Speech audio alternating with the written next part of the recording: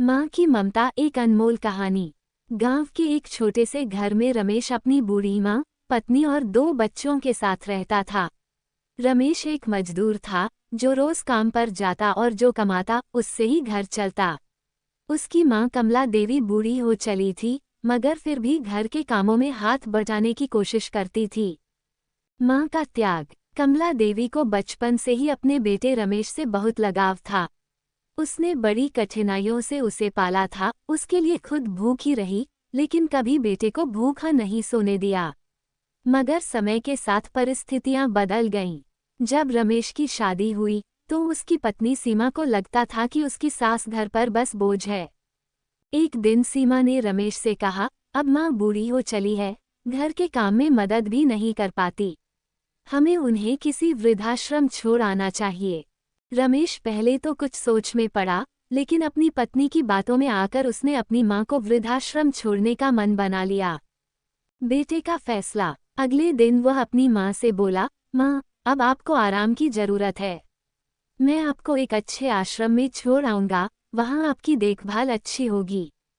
कमला देवी ने कोई विरोध नहीं किया, बस एक हल्की मुस्कान के साथ बोली, ठीक है बेटा, जैसा तू ठीक समझे। रमेश माँ को वृद्धाश्रम छोड़ने के लिए ले जाने लगा। रास्ते में उसने देखा कि उसकी माँ रास्ते को ध्यान से देख रही है और कुछ गिन रही है। रमेश ने पूछा, माँ, आप क्या कर रही हैं? कमला देवी बोली, बेटा, जब तू छोटा था और पहली बार स्कूल जा रहा था, तब तू बार बार रो रहा था। तब मैंने तुझे समझाने के लिए रास्ते में पड़ने वाले पेड़, मंदिर और दुकानों को गिनकर याद कराया था कि यहाँ से तुझे वापस घर आना है। आज मैं वही याद कर रही हूँ, ताकि अगर तुझे मेरी याद आए तो तू जान सके कि मैं कहाँ हूँ और मुझे वापस ले जा सके।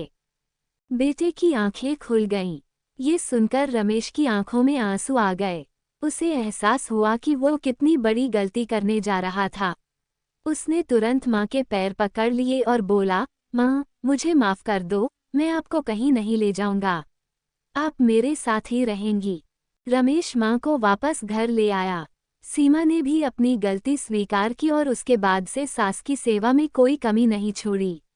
शिक्षा। माँ की ममता अनमोल होती है। वह अपने बच्चों के लिए जो त्याग करती है, उसकी कोई कीमत नहीं होती। हमें कभी भी अपने माता पिता को बोझ नहीं समझना चाहिए, बल्कि उनका सहारा बनना चाहिए। Subscribe for more interesting stories.